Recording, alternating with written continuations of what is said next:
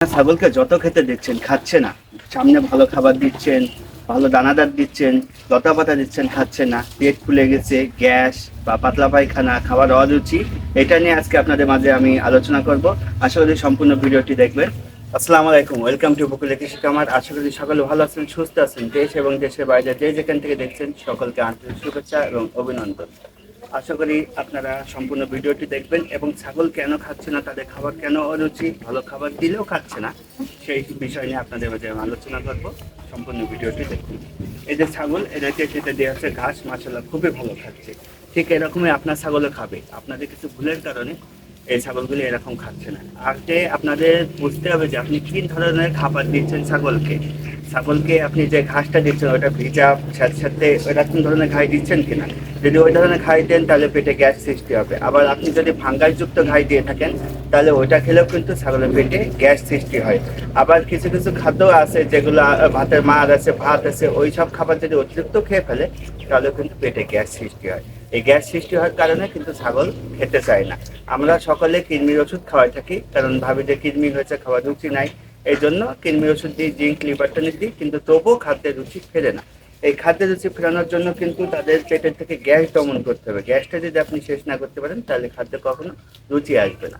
তাই সর্বপ্রথম আপনাদের যে কাজটা করতে হবে, তাদের যে খাবারটা দিবেন সেটা যেন ভালো হয়, পরিষ্কার খাবার হয়। পানিটা দিচ্ছেন, পানিটা যেন দূষণমুক্ত হয়, ওইটা পরিষ্কার পানি হয়। আর ফাঙ্গাসযুক্ত খাদ্য কখনো দিবেন না। ওইটা দেওয়ার কারণে পেটে আস্তে আস্তে গ্যাস সৃষ্টি হয়, হয়ে মানে পেটের মধ্যে অম্বল সৃষ্টি হয়ে যায়, যার ফলে তাদের খাওয়ার কোনো রুচি থাকে না। তাই আপনারা সবসময় চেষ্টা করবেন যে পরিষ্কার জাতীয় খাবার দিন। দানাদার খাবারটা অ্যাভয়েড করে চলবেন, ওইটা ছাগলের কোনো খাদ্য না। খাদ্য খাওয়াই কিন্তু খামারে খাদ্য খরচ বেশি করে ফেলি, এর থেকে কিন্তু আমাদের খামার থেকে কোনো লাভ আসে না।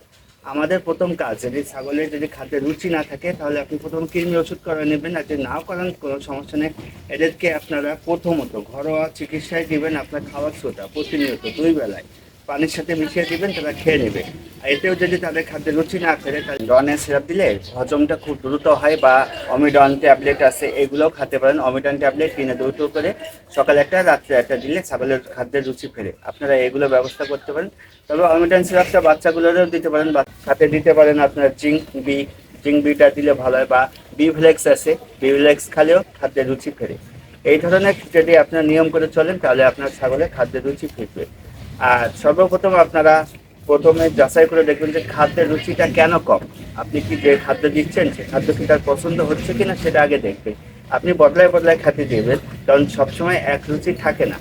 আর আমাদের একটা ভুল আছে, আমরা সবসময় কিন্তু খাবার অল টাইম দিয়েই রাখি, আর ছাগল কিন্তু খেতেই থাকে। এই খেতে খেতে কিন্তু একসময় তার খেতে আর ইচ্ছা করে না। এই যে এই ঘাসগুলা প্রথমে তারা পাতা খেয়ে নেবে আর ডাঁটাগুলো খেয়ে দেবে, তখন ভাববেন যে আমার ছাগলে ঘাস খায় না, আমি কি করবো। আপনার প্রথম করণীয় কাজ হচ্ছে তাদেরকে খাবার ভাগ করে দিতে হবে। দিনে 3 বেলা খাবার দিবেন, 3 বেলা বেশি খাবার দিবেন না। আর 3 বেলা খাবার দিলে একটা ছাগল যেন 15 থেকে 20 মিনিট বা আধা ঘন্টা এর বেশি যেন খাবার সুযোগ না পায়। তারপরে আপনি আবার 6 থেকে 7 ঘন্টা পরে তাদেরকে খেতে দেবেন। এরকম নিয়ম মেপে যদি খেতে দেন তাহলে আপনার ছাগলে প্রচুর খাদ্যের রুচি ফিরবে। আর এরপরেও যদি রুচি না ফেরে, খেতে চাচ্ছে না, ঘাসটায় দানাদার যা দিচ্ছেন তাও খেতে যাচ্ছে না, তাহলে ছাগলকে প্রতিনিয়ত অ্যান্টাসিড ট্যাবলেট খাবেন। পেটে গ্যাস সৃষ্টি হয়েছে, আবার বায়োলাক্স আছে, বায়োগার্ড আছে, জাইমোভেট, এই খাবারগুলো যদি খাবারের সাথে মিশাই প্রত্যেকদিন খাওয়াতে পারেন, ইনশাল্লাহ মাসের মধ্যে সপ্তাহে 7 দিন খাবেন, আপনার ছাগলের খাদ্যের রুচি ফিরবে। আর খাবার যদি নাই খায় তাহলে ছাগলটা কাবু হয়ে যাবে। তাই আপনারা অবশ্যই ছাগলকে জিঙ্ক, লিভার টনিক পিছনে ছুটাছুটি না করে তাদের পেটের থেকে গ্যাসটা দমন করুন। গ্যাস দমন করলে তাদের পাতলা পায়খানাও ছাড়বে, পেটটাও ঠিক থাকবে এবং খাদ্যের রুচিও ফিরবে। এই ধরনের যদি আপনারা কার্যকলাপ বা এই ধরনের ব্যবস্থা যদি আপনারা ছাগলের প্রতি করতে পারেন, ইনশাল্লাহ তাদের খাদ্যের রুচি ফিরবে। এই যে তাদেরকে দুপুরে খেতে দেওয়া হয়েছে, আবার এদেরকে খেতে দেওয়া হবে ঠিক রাত 8টা 9টার দিকে।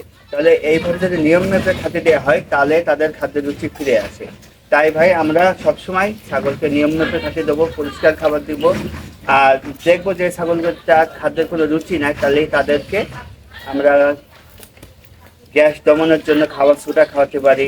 আবার বায়োগাট আছে, বায়োলাক্স, আবার জার্মোভেট, এই ধরনের ওষুধগুলো ব্যবস্থা করব যাতে খাদ্যের রুচিটা ফেরে। আর কৃমির ওষুধ খাওয়ানোর পরে আমরা মূলত সবাই ডাক্তাররা, বিশেষ করে ডাক্তার বা ওষুধ কোম্পানি, ওরা সবাই দলিল করে দিছে যে লিভার টনিকটা খাওয়াতেই হবে। লিভার টনিক কোনো ছাগলের জন্য দরকার নেই। আপনি যদি লিভারের ক্ষত না হয় বা লিভারের জন্য উপকার হয় এই জাতীয় লতাপাতা বা ঘাস খাওয়াতে পারেন, তাহলে লিভার টনিক তাদেরকে প্রয়োজন পড়ে না। যে জিংবিটা খাবেন রোগ প্রতিরোধ ক্ষমতার জন্য। আর বর্তমানে বাংলাদেশে এফএমডি রোগটা বিশেষ করে ছড়িয়ে যাচ্ছে গরুর খামারে। আর এই রোগটা ছাগলের জন্য খুব ক্ষতিকর, মারাত্মক। এটাকে খুরা বা জরা রোগ বলে। এই রোগটার জন্য আমরা সাবধান থাকবো। এটা ছাগলের দিকেও বিশেষ করে আক্রমণ করছে। আশা করি সকলে বুঝতে পারছেন। আসসালামু আলাইকুম।